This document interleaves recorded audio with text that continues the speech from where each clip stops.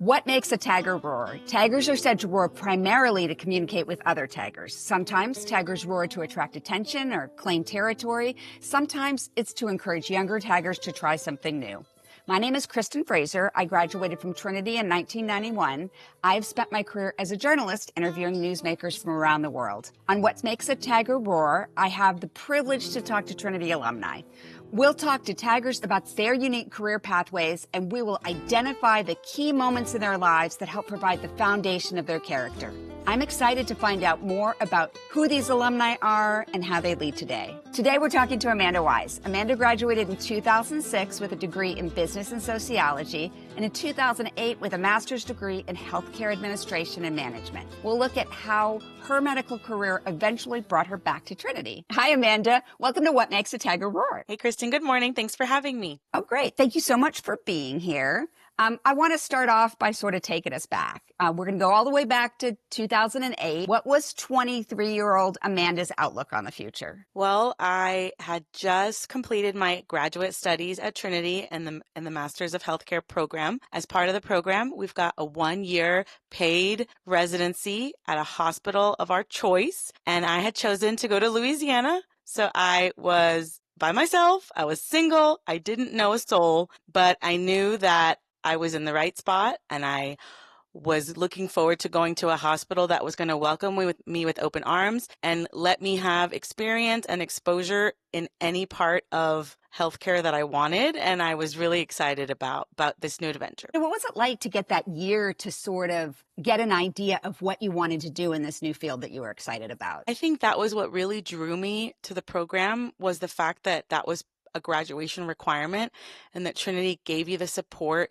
to find a healthcare facility or find, that next spot to give you that experience. And I think it really set the tone for my love of healthcare. I stayed in Louisiana for a long time, longer than I thought, just because I loved what I was doing, and it took some pressure off your back. You didn't have to find a job right out of school. You had one already, and you got to experience every part of healthcare, and then from there decide what you wanted to do next. And I was lucky enough that my employer offered me a full-time position once my residency was over. That is so nice, because it's so stressful when you get out of school and you're trying to look for a job. What was it that really stood out in that year? Because, right, you got a little try it before you buy it. You were able to sort of try a bunch of different things. What was sort of maybe the pivotal thing in that year that really helped push you on to your career in healthcare? I think my exposure to the patients. Honestly, when you are in a hospital, you're in your most vulnerable position, right? Like, I don't know anyone that wants to be in a hospital to have a surgery or have cancer or things like that. And just realizing that the mission of my hospital was it was a Catholic hospital. So the mission was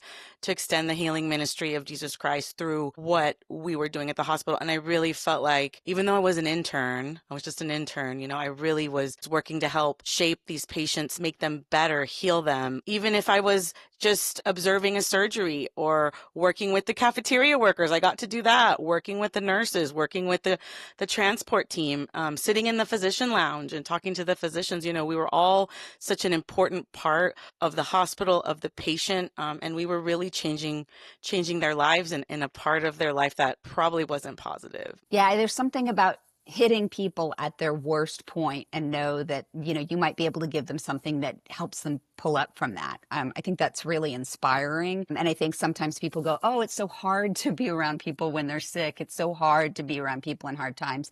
But it sounds like you really had that experience of the sort of feeling how that can be a pivot point for people. Yeah, I think that really kept me going, because healthcare is stressful. There's a lot of things going against you. Obviously, people are ill. People die in a hospital every day. You have budget cuts. You have short staffing, all the healthcare laws and politics and things like that.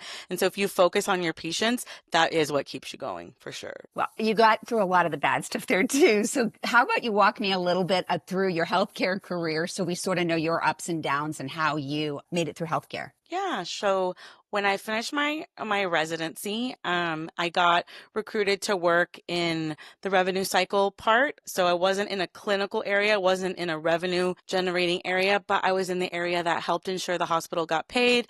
We were often the first people that patients would talk to over the phone or in person when they came to the hospital. And so my team, it was critical for them to know good customer service, to know how to work with physicians, to know how to collect money for the patients who are having a procedure. That's not always the easiest thing. Also, how to help them, if they couldn't afford their deductible or their copay, or they had no idea about their insurance, which was often the case, kind of walking them through that, being as compassionate, as empathetic as we could, understanding that we were part of a business. So that's where I spent a lot of my time. I worked for a hospital in that field for a long time. I worked for my company in various capacities. I transferred to our other hospital in another city. I kept getting additional duties. And then I really wanted to come closer to home. And so then I started working as a vendor for hospitals and healthcare facilities. And what I like about, my time at Trinity is it's not just hospital work. You can do so many different things in healthcare, even healthcare adjacent. So I got to be a vendor for a long time. And I think that gave me a lot of good customer service experience. I got to work with high level leaders. I got to bring something to the hospitals that they needed. And that was really, really cool. Again, always keeping the patient on the, at the forefront of my mind. So, in those years before you came back to San Antonio, um, healthcare is complicated, like you talked about. What did you really learn about yourself during those times? What did you take from the experience that really impacted who you are as a person? I think as a resident, just coming out of college, you don't have that experience, right? So I was coming and working with nurses who had been working longer than I had been alive, and so it's like you have to really be humble. Right? Because no one is going to take a resident serious from day one if you come in thinking that you know everything and that you're better than everybody. And so I think Trinity really prepared me, especially in grad school, for how to have positive interactions, right? Like you only get one chance to make a first impression. And so Trinity really, taught me from the small things like learning how to shake someone's hand, confidently, to how to dress, to how to handle yourself in a meeting. Because I was in meetings with high level doctors, high level CEOs, like really nothing was off the table for me at my residency. That was a good thing and a bad thing, right? But it was like, who is this girl at the table? We don't know her, and so I feel like,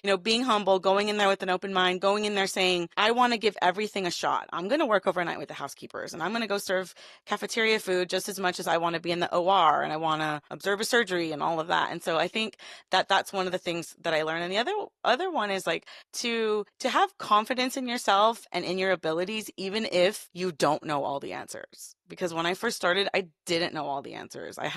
The world was my oyster, but being confident in my abilities, in my knowledge, in what I learned at Trinity, I think has really helped me. Vendors especially we get extra scrutiny because the hospitals are bringing us in and paying extra money for teams that they don't necessarily have to.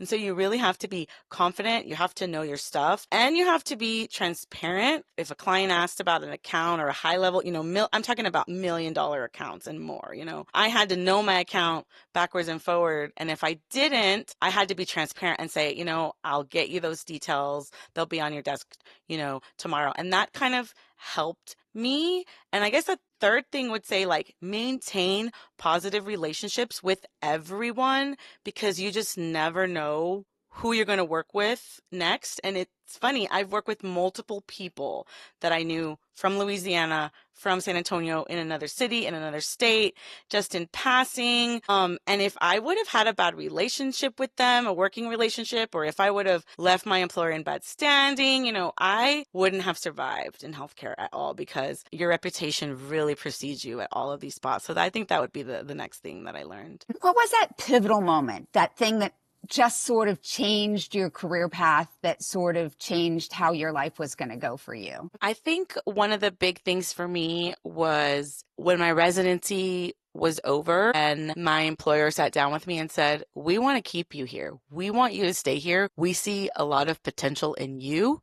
And these are the options we have for you, and we want you to stay. I think that if that hadn't had happened, I'm not sure, where my career would be at this time. But, a company not knowing me from Adam, just from my interview in person, a year before, seeing all my hard work, seeing the value that I brought to the table, and they really invested in me, and it was a great place to be. I have no complaints about that. But I think them just saying, we believe in you. We believe, honestly, we believe in you. We know, we've seen your work. You have a great background coming from Trinity. That speaks a lot to who you are and what you do, and we want to keep you. That was really critical to me. I think that's pretty amazing because most of us in our lives don't get like a possibilities like, we really like you. Now pick which one you want. I mean, that is, I think most people don't ever have that experience in their life. And to have had that a year out of graduate school,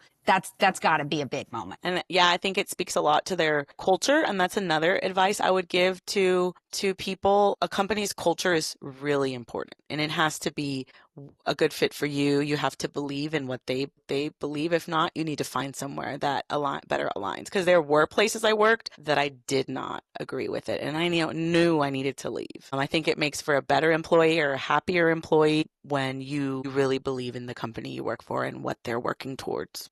So COVID, it changed all of our lives, right? But working in healthcare, you were smack dab in the middle of it all. Tell me how you answered that call. Yes. So during COVID, our worlds changed completely. During that time, I was a vendor for a large healthcare system that covers, all the way from the Austin area up to Waco and even to the Dallas area. So we were busy, and I wasn't over clinical staff. Like I mentioned, I did the business side of healthcare, but our job was to take the unfunded patients and try to find a program that they could apply to or get to cover their bill. And as you can imagine, COVID was increasing hospital stays. It wasn't deterring them or decreasing them. And so my staff had to be there every single day. They had to suit up just like an ICU nurse would be. They had to be. And it was real. Our work became even more important because more people were in the hospital. It was a difficult time. It was a tiring time for everyone. And that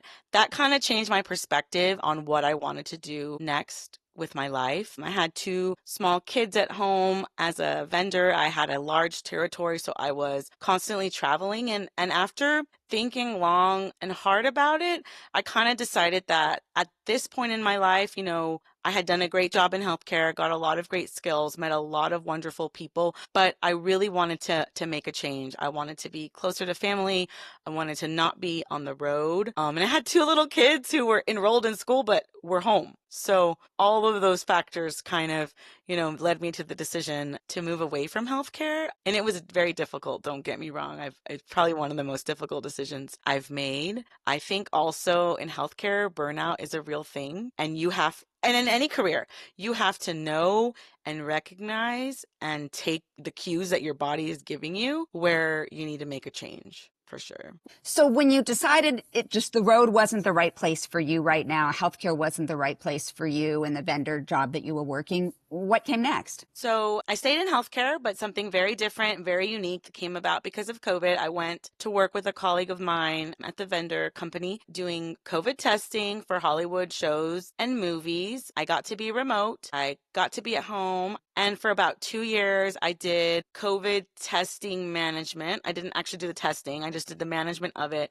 for multiple Hollywood productions and movies. I have some IMDb credits now. So it was a pretty fun experience for sure. I am guessing you can't dish on the famous people that you worked with, but can you tell me about some of the productions that you worked on? Sure. I got to work with Apple TV for a lot of my career, and they were really great to work with. And so I got to work on Fly Me to the Moon, which is a recent movie that came out about the Artemis exploration with great celebrities. So I think a lot of us feel like we get that little bug in our ear, right? Somebody saying, oh, you should try this. You should try this. What was the thing that made you go, I'm going to do it? Yes, that sounds like a great opportunity and I can make my work that I've done really travel into this new career? I think a lot of times we try to get in our heads that it's not a good fit or it's not going to work out or it's not what we want. And we just get it in our head and it doesn't have any value. It's just what we think. And I think that is one of my really close friends at Trinity. We're still close to this day. She knows me very, very well. She knows my strengths. She actually was way more involved with Trinity as an alum than I was, always literally dragging me to events or saying, hey, I'm coming for alumni weekend. I'm staying at your house and you're registering, or I'm registering you as my guest. And so I think just like saying, you know what, like let me give this a shot. I have a lot of the skills. I don't have some, but that's going to be okay. And again, be confident in your skill set, be confident in what you've accomplished and realize that you are a strong candidate, you know? I've started to call these people in my life like my board of directors, right? They're the Yeah. people Oh, that I love that. sometimes they know more about you than you know about yourself. And I think that there's real value in sitting down with those kind of people in our lives because I think they see a fuller version than we can sometimes I see of agree. ourselves. It's great to have goals and aspirations in life. That's what keeps us going. And as a Trinity student, I always said, I'm going to be CEO of a hospital. And that's great. Like I have a lot of friends that's what they do and they love it. But for me, it was about finding something that really spoke to me, right? And really was a good was a good match for me and made me fulfilled and made me feel at home. And it's okay to change what your dreams and goals are in life. You get a lot of life experiences, things happen in your life, and it's okay to change or modify that. And it feels like very freeing to know that and to realize that your happiness is really important as well. Yeah, I think that you kept your goals from getting in your way. You helped them free you up to take whatever chances there were out there. I think every Hmm. one of us alumni think, what's it like to be back? So there was no sort of, this is weird, I'm going back to school, which is sort of fun too. But there was nothing weird when you came back. You were like, yes, right? Yeah, there was nothing weird about it at all. The Trinity community is amazing. I experienced it as a student. It's amazing as a staff member. And I think it's even more amazing as a staff member and an alum. And I think, in working with my clubs, I think they can feel that passion that I have. I'm excited to show them things at Trinity. I'm excited to share things about Trinity. I'm excited to help them grow that love of Trinity, to plan things throughout the country. But no, it was absolutely amazing. Okay, so what's it like working with alum? And full disclosure, Amanda is a liaison for all the alumni clubs and including my club here in Seattle. So I'm lucky enough to get to work with her. So what's that like working with those of us out in cities across the country? I think it's great. I think I've worked really hard to create those relationships. In the past, my understanding is, our alumni haven't had that person to listen to them and listen to their needs and listen to their wants or requests. And so, kind of when I started, my first thing was, I'm here. Give me the good, the bad, the ugly, and everything in between. And I had to have a lot of difficult conversations, towards the beginning, because if you have an alumni who is taking time out of their day to tell you what their thoughts are, then that is something of value. Whether you agree with what they have to say or feel the same way, it doesn't matter. To me, we only have 30,000 living contactable alumni. We're a small school. And so people taking the time to reach out to me really was important. So I think once we got through those initial conversations and, we did have some alumni who wanted things to be different. I was open to that. And I think that kind of set the ground in a positive place where alumni reach out to me on a weekly basis. Hey, I want to do this, or I want to start a club here, or I want to go here. President Beasley's excited to go connect with the clubs throughout the country. Like that's not something that was happening with past presidents. And so the fact that they're thriving and I get to be a small piece of that really makes me happy. That's a lot of stakeholders, Amanda. I never thought about it. The fact that you're dealing with an administration on one side, alumni on the other side, and trying to sort of figure out how to broker all that to make sure that everybody's heard, everybody has a say, and that something positive comes out of that. That's something I learned in healthcare, especially as a vendor. You have a lot of stakeholders to please. You have to deliver news sometimes that is not what you want to deliver, but you want to be as sympathetic and empathetic. But you're exactly right. You're exactly right, Kristen. And Dr. Beasley's really good about reminding all of us that work for Trinity is like the main heart of Trinity is our students. That is how we got connected to Trinity. That is what all alumni want, is they want to be connected to students. They want to help students. They want to be with students. And so what I do has to always go back to that, connecting alumni, furthering the mission of the university, getting people involved, all connects back to that. So you're right. But I'm glad I had that healthcare background that helps me navigate that pretty seamlessly. I think a lot of times we sort of look back at our careers, or maybe you look at LinkedIn and you go, oh my gosh, she did this and she did this, she did this, and then, oh, she did this. And I think that you can see how this was a pretty seamless path for you, right? One thing led to another, helped you grow, helped you with new skills. I mean, even just that you were working from home at COVID, you work with alumni all over the country. That's a sort of different relationship to have, and you've had practice at building all of those. And it's pretty amazing that all of those things actually led you back home. It's great that you mention it that way, because you're right. I mean, I hadn't thought about the stakeholders, but I've been able to go to a CFO and tell him, unfortunately, this account that's $3 million can't be converted, and this is why. So I'm if I can tackle those conversations, then I can tackle anything for sure. So let's go back to that 23-year-old Amanda, the one that walked out of the doors of Trinity and headed off to Louisiana. If you could go back and give her some advice, what would you say? Wow, that is a big question. I haven't thought about that before, but I would say don't be scared. You're going to face things that you've never faced before. You're going to do amazing things that you never would have thought. You're going to be just fine. I was a little bit scared. I was from Brownsville, then I moved to San Antonio. That wasn't a huge, geographical distance, but then I was moving to another state where I literally knew nobody. What if I got sick? What if I didn't like it? What if I didn't make any friends? Those were all things that kept me up at night. Also, trying to compare myself to where my classmates were going and what they were doing. And it's like, no, you're here on your own journey. Let your classmates have their own journey. Learn from each other, right? Ask them for advice. And I have done that many, many times in my career. So I would say the first thing is don't be scared. You're going to do amazing things. And two, tap into your network as much as you need to. I wish I would have done that ahead of time. I don't know. There's something about just feeling vulnerable and having those kind of conversations, but it was something,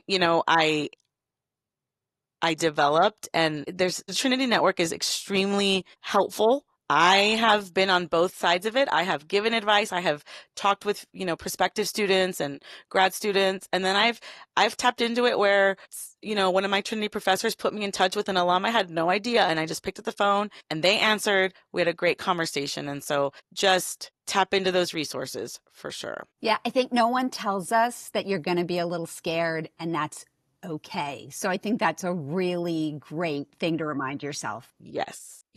A little fear is sort of good. It's Yeah. And I think if we don't have that, and if we don't have some mistakes or missteps in our life, we won't be able to achieve the things that are really important to us. We have to go through that for sure. Thank you so much, Amanda. I really appreciate your time. Thank you. I'm Kristen Fraser. A big thanks for today's guest, Amanda Wise. You can find her where I always do, over at the Alumni Relations Office at Trinity University. It's always so great to hear about the journeys taggers take after leaving Trinity. It's a great reminder that our careers rarely run in a straight path, and that it's often adversity that makes us stronger. Special thanks to fellow alum Diego Flores and Corredor Creative for editing this episode. Trinity alum, visit trinity.edu/alumni for information and resources, and specifically check out the Alumni Career Engagement tab for professional development events and support. And both Amanda and I would appreciate it if you check out your local Trinity alumni group. And a sincere thanks for joining me for this episode of What Makes a Tiger Roar, a production of the Trinity University Alumni Relations Office.